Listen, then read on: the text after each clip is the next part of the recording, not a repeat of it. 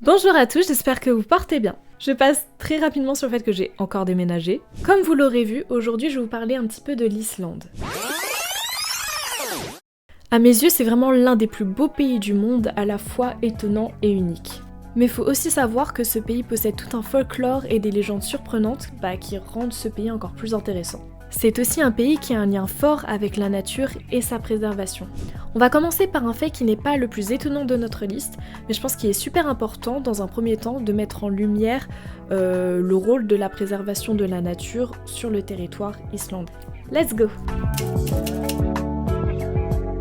En 1963, une nouvelle île est née au large des côtes islandaises suite à une éruption volcanique sous-marine. Nommée Surtsey, elle est aujourd'hui la deuxième île, non disparue, la plus jeune de la planète. Il faut savoir que la plupart des îles ayant émergé récemment sont généralement situées en Asie.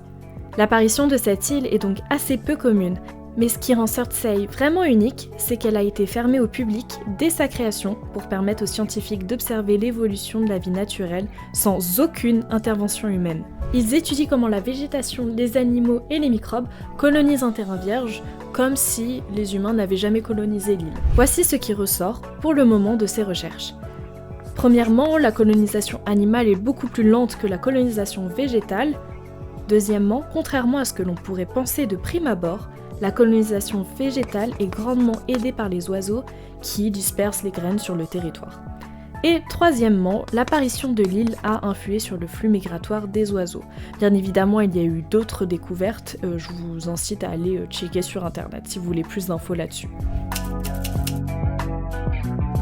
Ok, on va partir sur quelque chose d'un petit peu plus fun, on va parler du festival de Polarblot. Vraiment, je m'excuse de ma prononciation, c'est une honte. Bon, ce festival a des origines vikings et célèbre la mi-hiver. Il débute généralement fin janvier et se poursuit début février. En quoi consiste-t-il ? J'aurais adoré vous parler de lancer de hache, mais je vais plutôt vous remémorer une vieille trend sur les réseaux sociaux. Est-ce que vous vous souvenez de ce genre de vidéo dégustation d'une conserve de poisson provenant de Suède ? Vous savez, celle qui provoque des nausées rien qu'à l'odeur ? Je parle bien du catastrophe. Je parle bien du Surströmming Challenge. Eh bien, c'est super représentatif de ce festival. Je vous explique. Pendant cet événement, on sert des plats plutôt, disons, inhabituels. Par exemple, on a le hakhal, de la chair de requin fermentée ou du sio, de la tête de mouton bouillie, avec les yeux et le cerveau toujours à l'intérieur. Je sais pas du tout si c'est comme ça que ça se prononce, je mélange toutes les prononciations de toutes les langues que j'ai pu entendre dans ma vie. Si ça ne vous vend toujours pas du rêve, dites-vous que les habitants organisent des concours pour voir qui peut manger le plus de ce genre de plat, ce qui crée des réactions plutôt particulières, un peu comme le Surströmming Challenge justement. Ça se voit que j'ai des difficultés à parler là. D'ailleurs, il n'est pas rare que les réactions finissent sur les réseaux sociaux.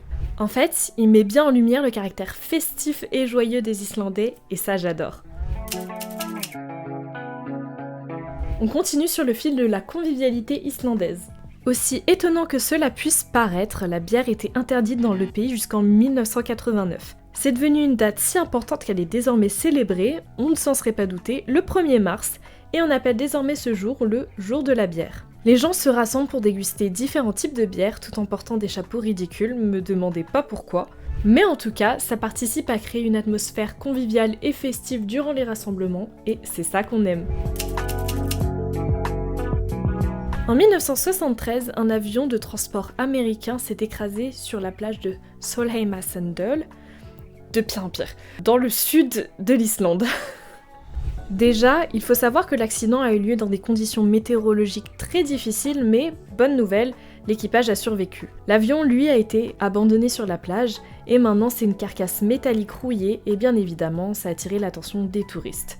De beaucoup de touristes. C'est carrément devenu une sorte de lieu de pèlerinage pour les aventuriers et les amateurs de photographie. Ce qui attire les touristes, c'est vraiment le paysage qui est à couper le souffle que le temps a donné à cet endroit. Et puis, au fur et à mesure, des légendes locales ont aussi émergé. On raconte donc que l'avion est tenté par certains esprits et entités qui s'y seraient accrochés. Les randonneurs et les visiteurs ont rapporté des histoires étranges et des bruits inexpliqués tout autour de l'épave, comme s'ils se sentaient observés. Et les rumeurs ont été alimentées par des vidéos postées sur les réseaux sociaux, avec des personnes qui ont affirmé avoir capté des phénomènes paranormaux. En plus de ces légendes racontées aux touristes par les locaux, la popularité de la plage a grimpé en flèche, apparaissant dans certaines œuvres cinématographiques. Le site a donc été le décor de tournage du film Interstellar et l'une des plus grandes séries de tous les temps, Game of Thrones.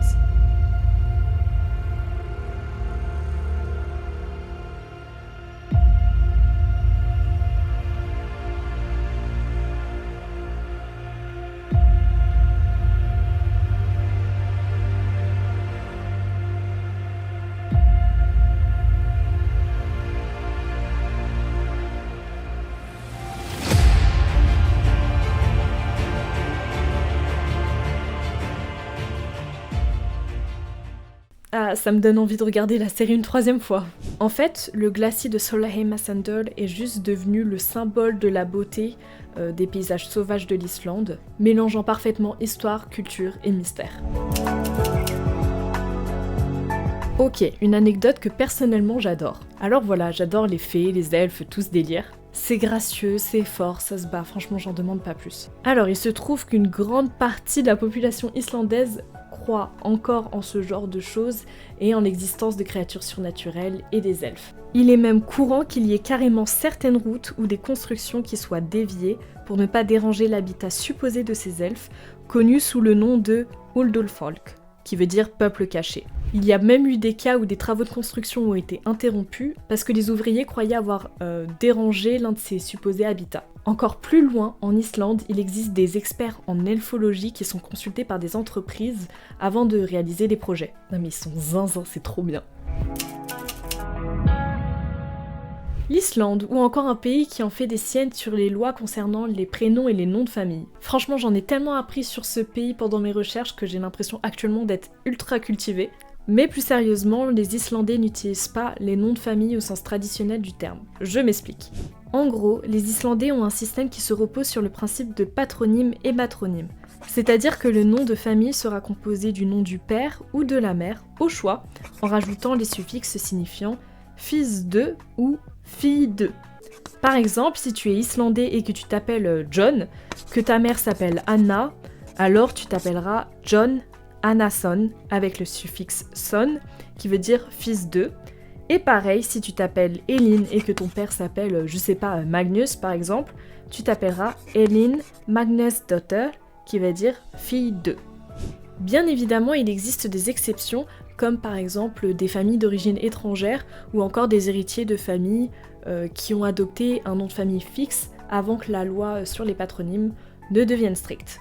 Il existe aussi un comité des prénoms en Islande qui doit approuver les prénoms avant qu'ils ne soient donnés aux enfants. Un prénom peut donc être rejeté s'il est jugé inapproprié. Par exemple, en 2013, le prénom Harriet a été refusé parce qu'il ne pouvait pas se décliner selon la grammaire islandaise.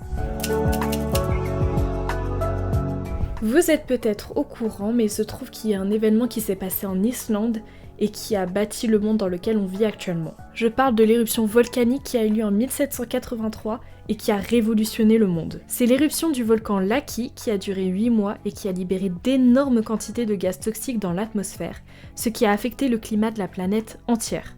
Ne serait-ce qu'en Islande, cet incident a ôté la vie, directement ou indirectement, à plus de 20% de la population islandaise. Ça a aussi causé une baisse des températures et qui, à terme, a causé des famines en Europe et au-delà. Ce qui a aussi été l'une des causes principales de la Révolution française et des révoltes du peuple français à cause des mauvaises récoltes et des conditions météorologiques extrêmes. Je trouve l'effet papillon de cette catastrophe naturelle vraiment démentiel, je sais pas si vous vous rendez compte.